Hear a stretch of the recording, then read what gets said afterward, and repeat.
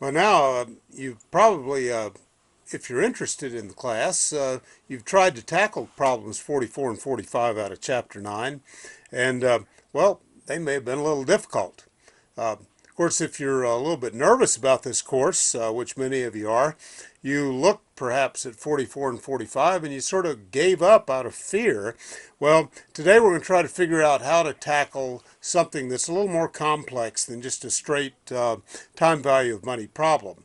And 44 and 45, well, it's one of my favorites because it exercises just about every aspect of time value of money. Um, so it's always important as you tackle these things, remember, you got to identify what you know. You have to figure out what you don't know. And then you have to figure out what tools may help you solve what you don't know, given what you know. So let's take a look at this one. Um, Here we go. 44 and 45 out of your textbook. Um, Page black, circle 142. You got a young sister who's going to start college in 5 years, and the parents knew that. So 5 years ago, they started putting away $2,000 a year to help for college.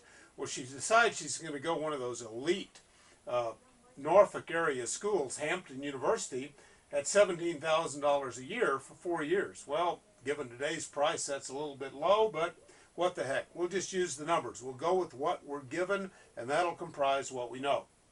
Um, 2,000 a year.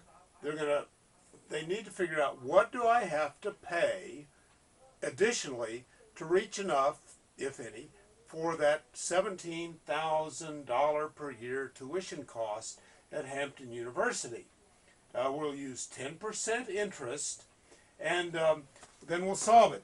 Well, when I look at something like this, quite often I like to use a timeline to help me figure out what's going on because, well, the present may not always be today. Sometimes what amounts to the present could be a point 5 years from now, or it could even be a point 5 years ago. It just depends on what you know and what you're trying to find out. So let's look at a quick timeline for this problem. Okay, let's call this today.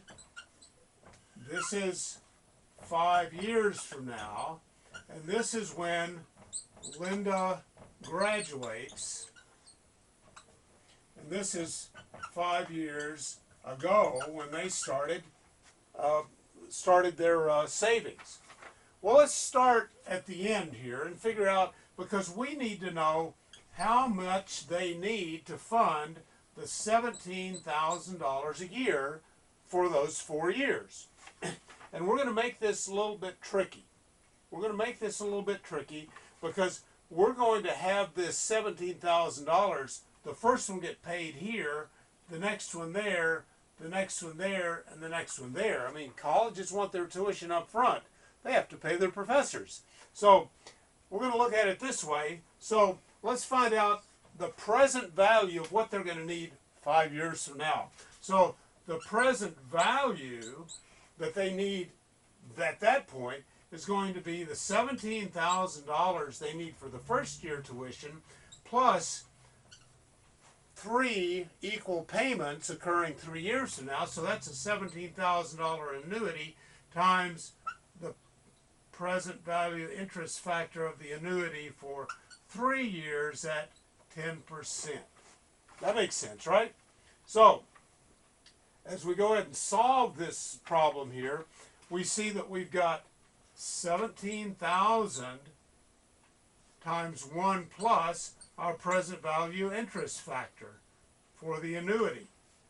And that's equal to 17,000 times 1 plus 2.487, which is the present value interest factor of the annuity from Appendix D for 3 years at 10%.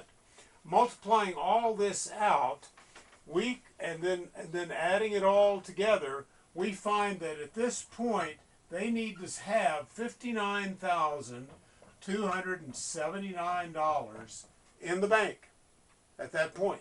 So now there's something new that we know.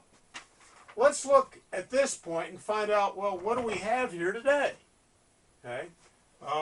Today, well, they've been putting in 2,000 for 5 years, and we're going to assume that they make that fifth $2,000 payment today, and then 5 seconds later, Linda walks in and says, I want to go to Hampton University. And they begin their computations to that point. Well, we now have $2,000, but today is the future value of an annuity that started 5 years ago. Got it? Today is now the future. Okay, so the future value of the annuity is our 2,000 times the future value interest factor of the annuity for the 5 payments and the 10%. Again, you plug all that in and look up under Appendix C, the future value interest factor of the annuity, and you get that they have $12,210 right here. $12,210. Okay, now the next part, we're going to combine some of the things that we know. We know what we have today. We know what we need. So now we need to figure out how do we get from here to there, making 1, 2, 3, 4, 5 more payments, so that when we make that payment right there, we can immediately pay the first $17,000 payment. So let me clear out some of this stuff here. And we're going to look at the setup for this problem. Okay, we know that in the future value we need $59,279. That's what we need. And we're going to start, and that's going to be equal to what we start with, which is the 12,210. Well, we're going to treat that as a lump sum, that we're just going to sit that in the bank and let that grow. Okay, it's just going to grow at 10%. So that's just simply the future value interest factor for 5 years at 10%. And then we're going to start making payments in there to make up the difference between what this is going to be and that amount. And that's simply some annuity payment times the future value interest factor of an annuity for 5 years at 10%. Well, this I look up on the table. This value I look up on the table. So what we don't know out of all of this is our annuity. And we're just going to simply solve this using algebra. And, well, I've done it here. So let me just jot down some numbers real quick, and we'll see what we come up with. Okay, you've got the setup, right? You've got the setup. So continuing on with that setup, we've got our 59,279 equals 12,210 times, 1.611 plus A times 6.105. And then we solve for A, and that's $6,491. That's the new amount that the parents have to put into the bank each time, so that they'll have this amount ready to go for Linda. Well, there it is. That's problem 44 in a nutshell. What about problem 45? Well, it has a similar approach. So let's go ahead, and I hope you've got that.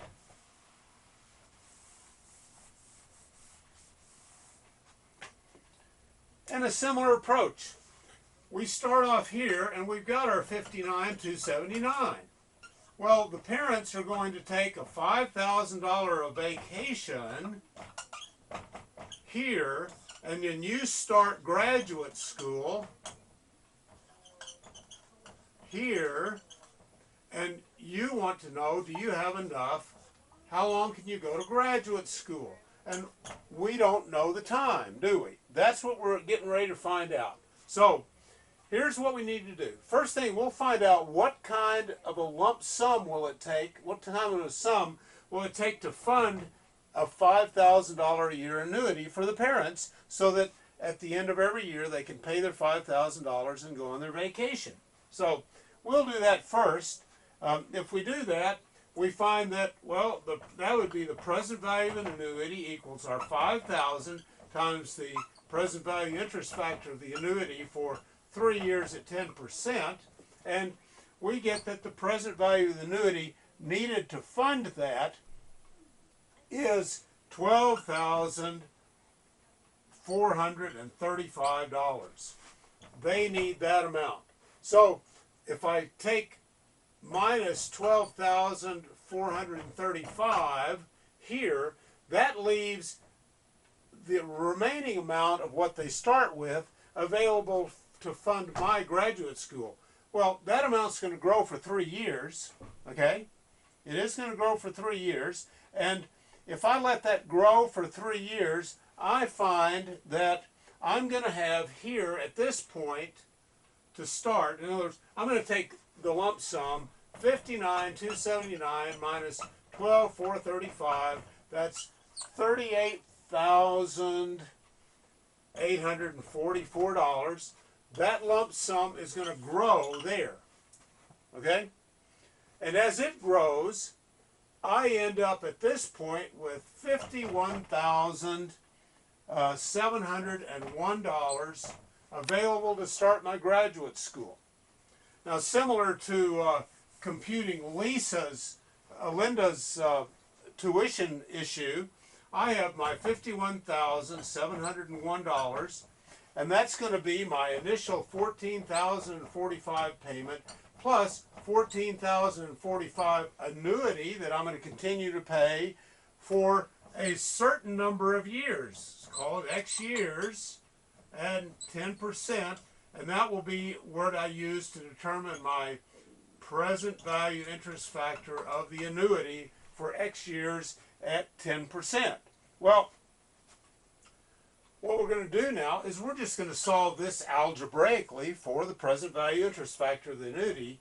And if I do that, present value interest factor of the annuity, I come up with a value of 2.6811.